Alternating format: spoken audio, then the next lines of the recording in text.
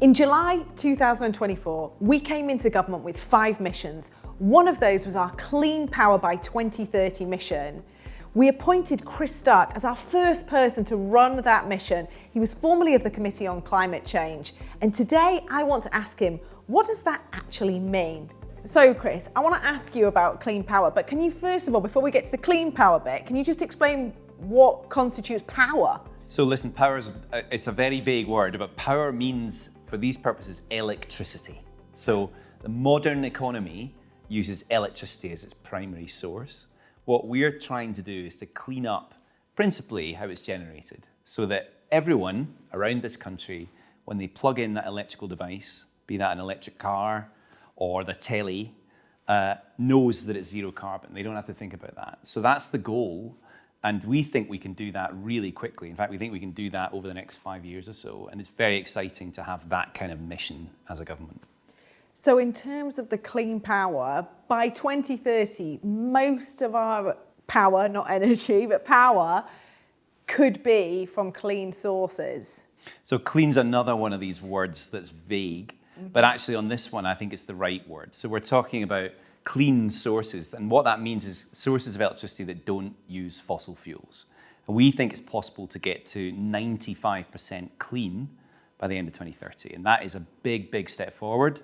If we make that kind of step, we'll never go back. So we won't need to be in the fossil fuel era anymore for using electricity. And the reason that matters is because as we grow the size of our electricity system using those clean sources, more and more with each passing year, that will start to dwarf fossil fuels altogether. We won't need to use fossil fuels at all for things like cars, for industry. So building the power system we want now is a really sensible step for the future.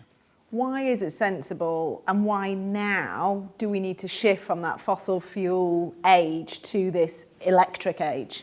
So one of the things that is so important about the fossil fuel age is that we waste so much energy with fossil fuels. And we waste that through heat. Best evidence of that is when you turn on your petrol car, your diesel car, the bonnet gets hot. You can feel it. That's wasted energy. Now, we don't get that wasted energy to any degree, certainly not to the extent that we do with fossil fuels when we use electricity for the same purposes, because it's much more efficient. That's what we often talk about, the efficiency of using electricity. Basically, it means that we're turning the power that you're getting from your plug more efficiently into the way in which that car moves, or the way we might heat your home. And that's very important because it means we can have a whole energy system in this country that's based on electricity rather than those wasteful fossil fuels. And we're right at the point now when we can conceive of that power system, the electricity system, coming almost entirely from non-fossil sources. I love it. And in terms of, you mentioned in an interview before about being an electrostate, say more? So electrostates is this term, I've been using it recently. I'm not the only one who's been using it, but I find it quite exciting when you think about it. Now, we are one of the countries that is striding ahead on this story of moving to electricity as its primary source of energy. That is basically 2 things need to be done. You've got to clean up the source of the generation so that you're not using fossil fuels to generate your electricity. But you've also got to switch to using the electricity more and more on what we call the demand side. That basically means customers using electricity in preference to petrol in their car or gas in their boiler.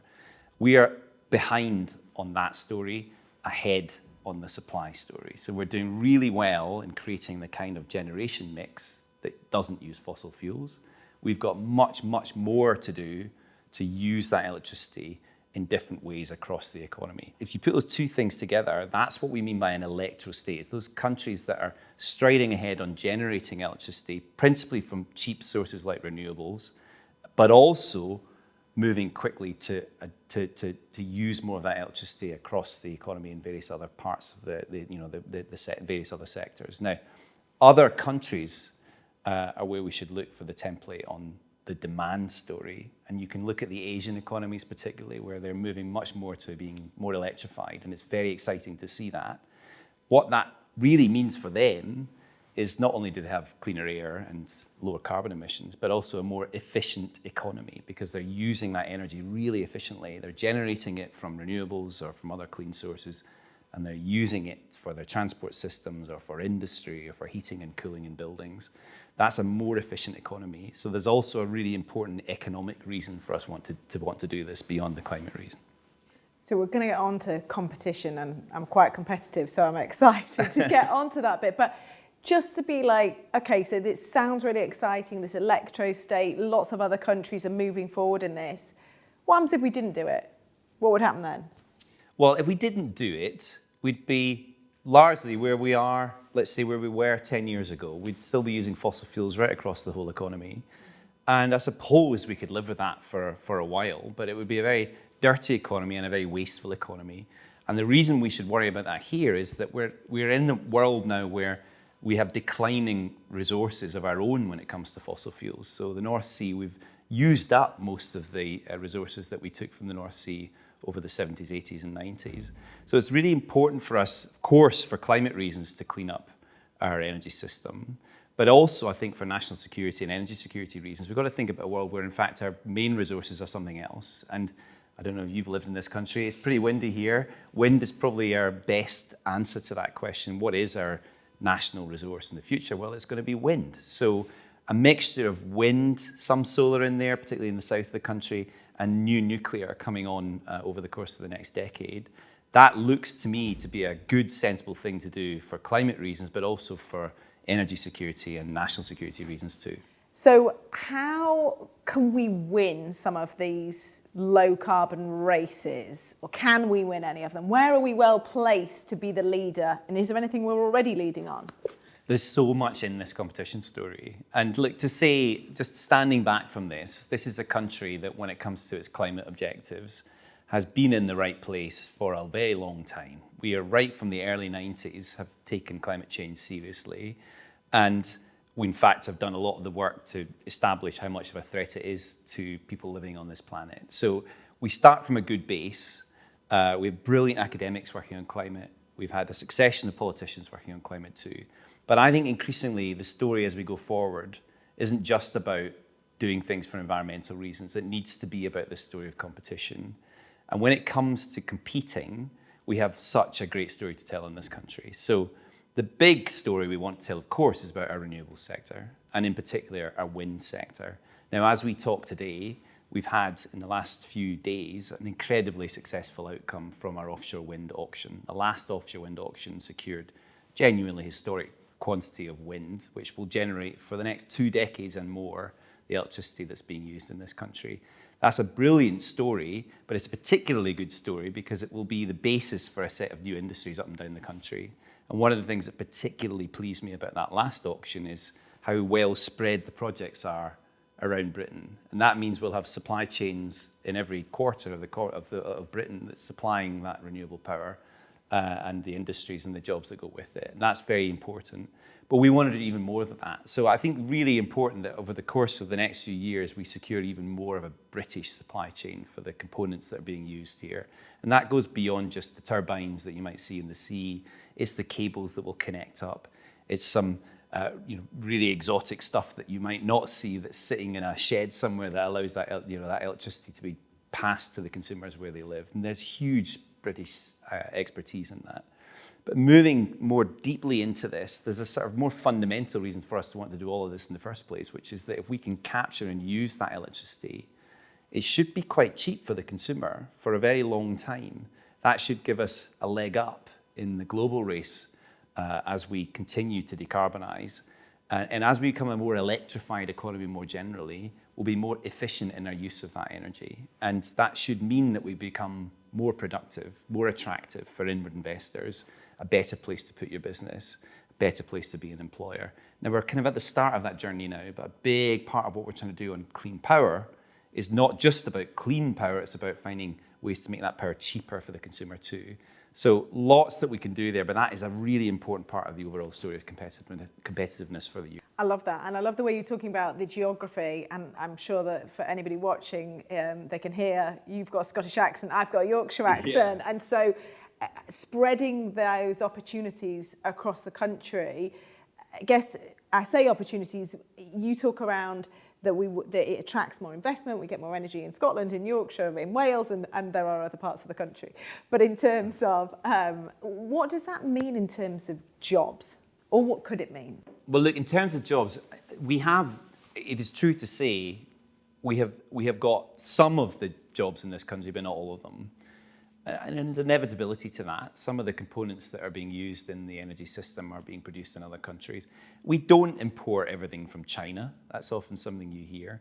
A lot of the jobs in the renewable sector are here, and you can go to places like Hull, for example. You can go to Newcastle, where I'm from in Scotland. You will find people who have good jobs in the renewable sector already, but there's more of that to come. So when we talk about jobs, we're talking not just about people going offshore to install wind turbines. We're also talking about all the associated industries, some of which presently are in the fossil fuel industries. So one of the best places to visit is in the north of Scotland. If you go to places like the Cromarty Firth, you will see in the water, the topsides as we call them, the platforms from oil and gas, sitting in the water alongside new floating offshore wind platforms and a set of industries that presently serve the oil and gas sector that want to serve the renewable sector.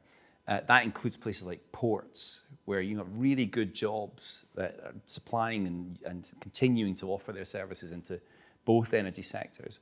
That's the kind of transition, as we call it, that will work. If we can land those jobs permanently, we'll see continued work for people in the energy sector, and it will move seamlessly from oil and gas to renewables. So I think more and more that's what we should be thinking about. The reason I raised the north of Scotland is because it's also where you'll find new cable manufacturers next to those ports, because you've got to have a place to put your cable. Those cables go straight to a wind farm somewhere in this country. And in the future, there'll be the same cable manufacturers for the rest of Europe. So we've got not just a story playing out here in Britain, but one that will increasingly be about what we're exporting from this island country to other parts of the world. And if we get ahead of that and land that now, that's going to be a positive story for generations.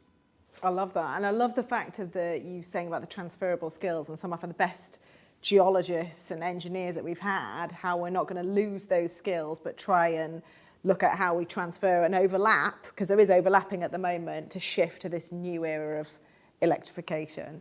So we've talked about this new opportunity, new jobs, new investment, but you touched again on bills, and we know that, cost of living is right up there in people's priorities. What's this going to mean for my mum's bills?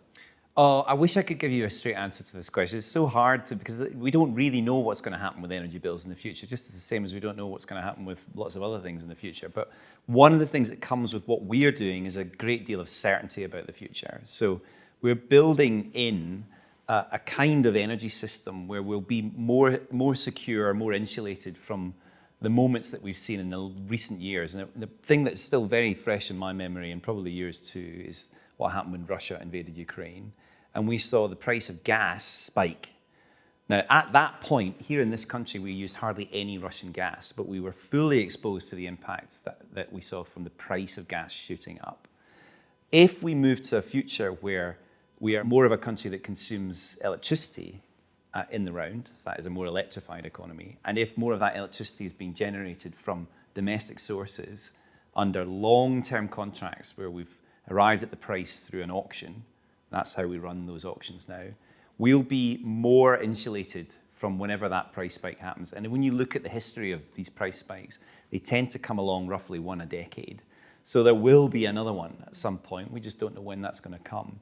So what we've been working on is firstly that insurance policy, building the kind of power system where most of the electricity is coming from sources that are here in the UK, and we are less exposed to the need to import.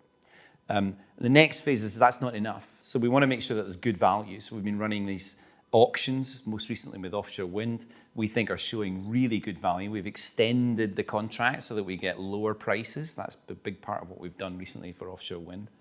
And the next thing is we want to actually take some of these costs off bills. So in the last few months, we've had the budget where the Chancellor was able to take 150 quid off the average bill, which will be implemented from April. That's really important because some of these costs have to be recovered, and it's really important that we do that in the fairest possible way. So what we've said is that some of the earlier costs of this transition, earlier schemes that are actually quite expensive, we think we can move those costs off the electricity bill and instead put them on the exchequer, which gives a fairer outcome overall. So there's more of this still to come, but for me, the most exciting stuff is not actually all of that. It's to move into a world where, as we move to a more electrified system, we have a system that we call here in this building a more flexible electricity system. And what that means, very simply, is that we give the opportunity for people to consume the electricity when it's being generated. That should lead to a cheaper system overall. So when the wind's blowing, we want people to plug in their cars, or even to heat their homes, even if they're at work, because it's cheap. Or perhaps store that energy in a battery somewhere so that when the wind stops blowing, they can use that electricity later on. That kind of system isn't one that you find in a fossil fueled world, but it is with a more electrified world. And it's one where consumers will have the opportunity to save money in a way that they don't right now. So the very final part of the story is we want to give those opportunities to those who most need it. So that might involve us, for example, moving to a world where the poorest and the people who most need the support of the state actually find that they have solar panels and batteries in their homes, and that allows them to consume that electricity when it's cheap, or to store that energy when it's cheap. And that is a future that is not that far away now, and we think we can hasten towards that because it's going to be where we find the big savings in the future. So this is a whole different system we're moving to. And I was trying to think about an analogy, and we were saying before, is it a case of previously we've almost been renting off somebody because we've been buying our fossil fuels from Russia or from international markets which are volatile, and this is moving towards almost owning our own home. So sometimes we're going to have to invest in it and we're going to have to do it up, but at the end of the day, we are owning our own British energy home. Is that a fair analogy? I think it's a very fair analogy, and the period we're in now is a bit like putting the down payment on that home. So we've got to do the difficult stuff now, and we've quite quickly moved to a world where we see the benefits of that. But a big part of the Clean Power mission is putting that down payment on that future, and it's completely worth it.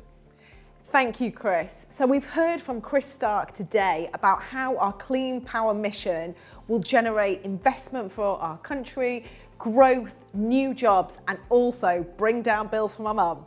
If you want to hear more about the Clean Power mission or what's happening at our department, follow us and we'll keep you informed of what's happening with Clean Power and what it means for you.